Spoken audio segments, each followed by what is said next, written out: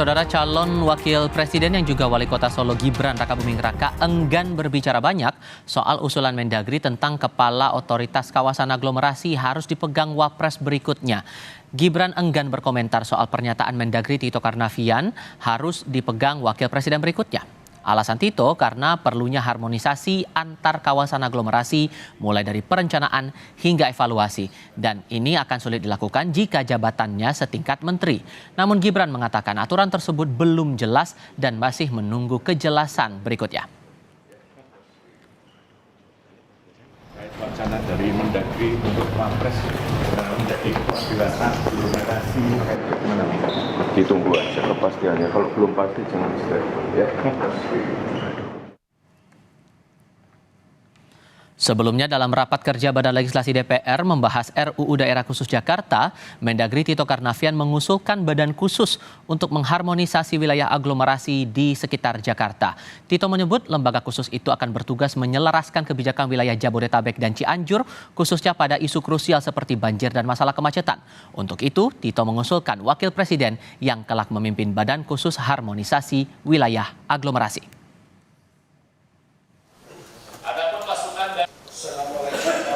Maka karena ini problem adalah tidak bisa ditangani oleh satu menteri, misalnya Menteri Bappenas sendiri, tidak bisa. Ditangani satu Menko pun tidak bisa, kita punya ada 4 Menko. Ini permasalahan-permasalahan sampah, permasalahan lalu lintas, ini lintas Menko, polusi, semua lintas Menko. Sehingga di negara ini saya kira hanya 2 saja.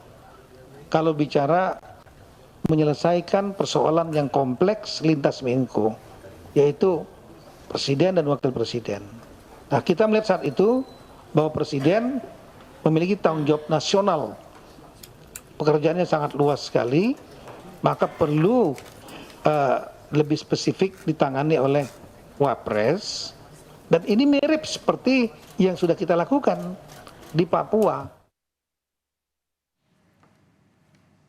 Di lain pihak, Capres Pemilu 2024 yang juga mantan Gubernur DKI Jakarta Anies Baswedan meragukan pembuatan lembaga baru seperti Dewan Aglomerasi bisa menyelesaikan masalah yang melingkupi Jakarta dan sekitarnya. Ia menilai sebaiknya pembuat undang-undang mendengarkan apa kebutuhan dari mereka yang selama ini mengelola persoalan Jakarta. Tidak menimbulkan kerumitan baru. Kadang-kadang kita membuat lembaga baru, ya, tapi lembaga baru itu belum tentu menyelesaikan masalah yang sesungguhnya ada. Jadi kalau saya usul, sebaiknya prosesnya lebih bottom up. Kumpulkan yang selama ini mengelola Jakarta dan sekitarnya, tanyakan apa yang menjadi kebutuhannya, dari situ undang-undang ini dibuat menyesuaikan. Mendagri Tito Karnavian mengusulkan kelak kawasan aglomerasi yang meliputi Jakarta, Kabupaten Bogor, Kabupaten Tangerang, Kabupaten Bekasi, lalu Kabupaten Cianjur, Kota Bogor, Kota Depok, Kota Tangerang, dan Tangerang Selatan, juga Kota Bekasi di bawah kendali Wakil Presiden. Lalu benarkah usulan ini memang dipersiapkan untuk putra sulung Presiden Jokowi Gibran Rakabuming Raka? Kami akan diskusikan bersama dengan para narasumber. Bergabung saat ini Ketua Badan Legislasi DPR Supratman Andi Aktas dan anggota Dewan Pembina Perludem Titi Anggraini. Selamat sore semuanya, apa kabar? Selamat sore. Terima kasih sudah hadir dalam diskusi Kompas Petang untuk kali ini. Pak Maman, saya ke Anda dulu. Ini ada usulan dari pemerintah agar ada lembaga khusus mengharmonisasi kawasan aglomerasi DKI dan perlu di bawah wewenang Wapres. Sejauh mana kemudian balik mengakomodasi usulan ini? Pertama, saya heran ya. Ini kan RUU usulan Badan Legislasi. Kok dibawa-bawa pemerintah terkait dengan pembentukan badan aglomerasi? Badan aglomerasi itu karena ini RUU usulan DPR, maka tentu produknya adalah produk DPR ya. Jadi mungkin perlu diluruskan di situ dulu. Yang kedua, terkait dengan usulan siapa yang akan menduduki Dewan Aglomerasi, ketuanya yang di draft yang sudah kita, dan mungkin teman-teman sudah dapatkan, itu adalah memang kita usulkan wakil presiden. Tetapi dulunya itu sama sekali nggak ada pertimbangan menyangkut soal pertimbangan politis. Tidak seperti yang disampaikan oleh Pak Anies tadi ya dalam keterangan pendeknya terkait dengan Dewan Aglomerasi tadi. Tujuan daripada Dewan Aglomerasi ini adalah fungsinya koordinatif. Karena misalnya Jakarta ini kan Jakarta yang sangat kompleks. Jakarta tidak sekedar ansi Jakarta, tapi meliputi daerah-daerah satelit di sekitarnya, Jabodetabek dan Bogor dan Cianjur. Karena itu problemnya cukup holistik ya, pendekatannya pun harus holistik kita lakukan. Nah, karena itu perlunya Dewan Aglomerasi. Tetapi karena semua pikiran tertuju kepada pemilihan presiden, pemilihan umum, kadang-kala dikait-kaitkan dengan ini persiapan buat Gibran lah dan lain-lain. Sebenarnya nggak ada. Dan akhirnya kemarin Badan Legislasi memutuskan bahwa siapa yang akan duduk sebagai ketua dan anggota Dewan Aglomerasi itu ditentukan oleh Presiden lewat keputusan Presiden. Nah, karena itu perdebatan itu harusnya menjadi selesai gitu. Oke, sehingga apa yang dikhawatirkan kemudian kalau badan aglomerasi ini atau badan kawasan aglomerasi ini tidak dibentuk? Apa imbasnya kalau di mata Balik? Aglomerasi itu kan ada pilihan-pilihannya. Satu, ya kita boleh berbentuk ambil pendekatan sebagai megapolitan. Tapi megapolitan kan dulunya yang didengungkan itu agak lebih rumit karena itu bersentuhan terkait dengan kewenangan-kewenangan yang melekat pada daerah-daerah otonomi yang sudah ada.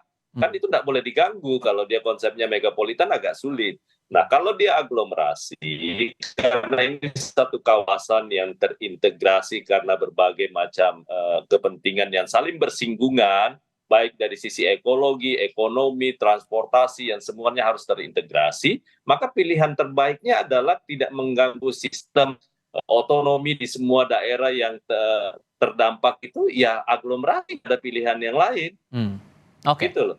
Oke, dengan penjelasan tadi dari Ketua Balik, Mbak Titi, apa yang Anda cermati dari Badan Aglomerasi Wilayah Khusus Jakarta ini atau wilayah aglomerasi ini?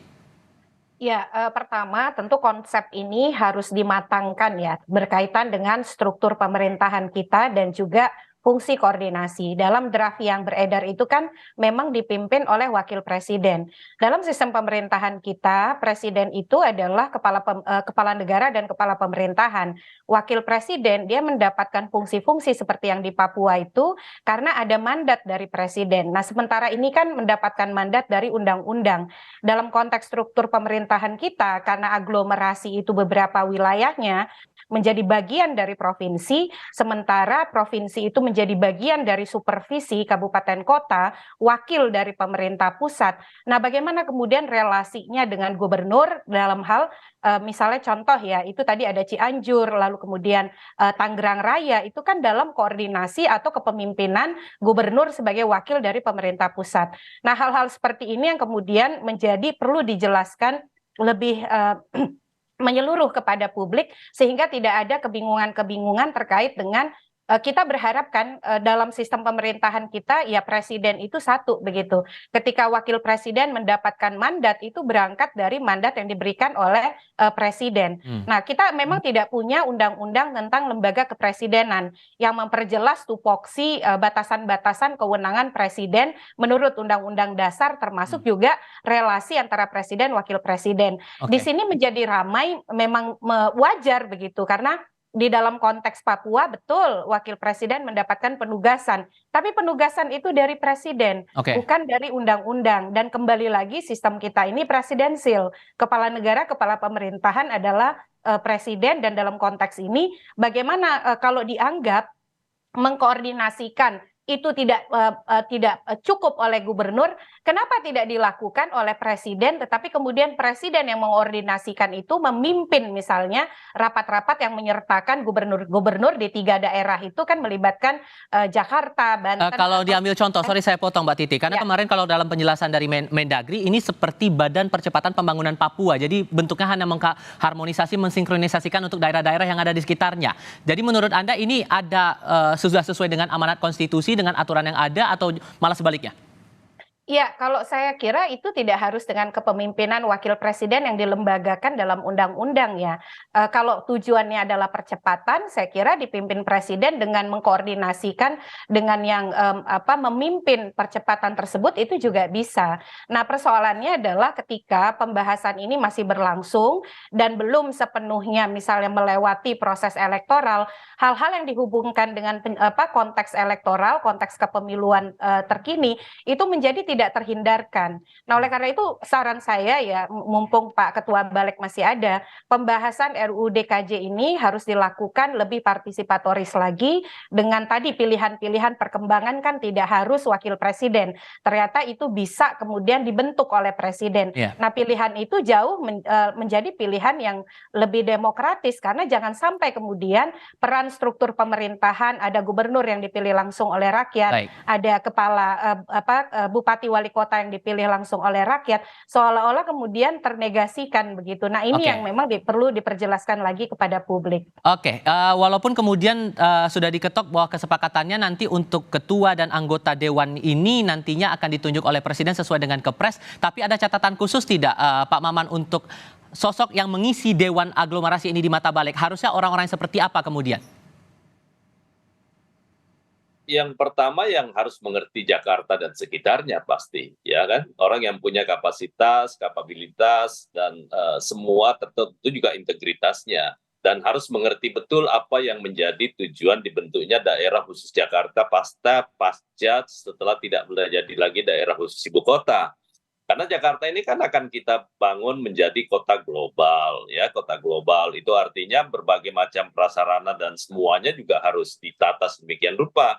Semua sarana transportasinya harus terintegrasi, tidak hanya dari Jakarta sampai Cibubur semuanya, tapi ini harus sampai semuanya untuk penanganan banjir juga, gimana keterlibatan Cianjur, Bogor, dan lain-lain sebagainya. Sekali lagi, ini memerlukan orang yang betul-betul memerlukan perhatian yang khusus, dan karena itu nanti tergantung presiden. Apakah nanti presiden mendelegasikan kepada wakil presiden terpilih, silakan. Tapi harus wakil presiden tidak menurut Anda, Pak?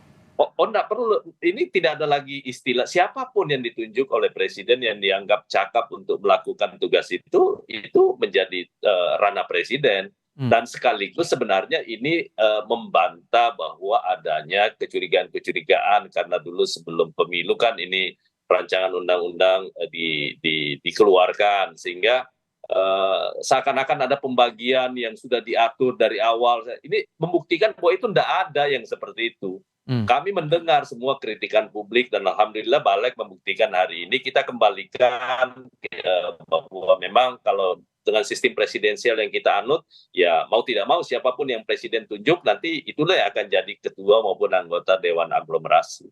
Oke, terakhir singkat saja Mbak Titi, singkat saja. Menurut Anda yang harus mengisi Dewan Kawasan Aglomerasi ini harus dari kalangan politisi atau dari kalangan yang karir yang memang punya kompetensi mumpuni? Iya, karena ini mengkoordinasikan dan tujuannya membuat kota global ya. Yang harus dipastikan adalah orang yang cakap. Yang orang yang cakap itu diindikasikan oleh pengalaman kerja dan kemampuan kepemimpinan. Persoalan kita ini adalah yang biasanya kalau urusan itu diberikan kepada orang yang punya hubungan politik dekat itu bisa berantakan. Ini tantangannya kan besar. Kemarin sebelumnya menjadi ibu kota, sekarang diharapkan menjadi kota global, pusat ekonomi. Jadi jangan diserahkan kepada orang yang sekedar membalas jasa politik ya, tetapi betul-betul orang yang mampu cakap dan memiliki kompetensi kepemimpinan di bidang itu. Baik, Pak Supratman Andi Aktas mewakili Balik DPR, terima kasih. Mbak Titi Anggraini mewakili Prododom juga terima kasih sudah berdiskusi bersama kami kali ini. Sehat selalu semuanya, selamat sore.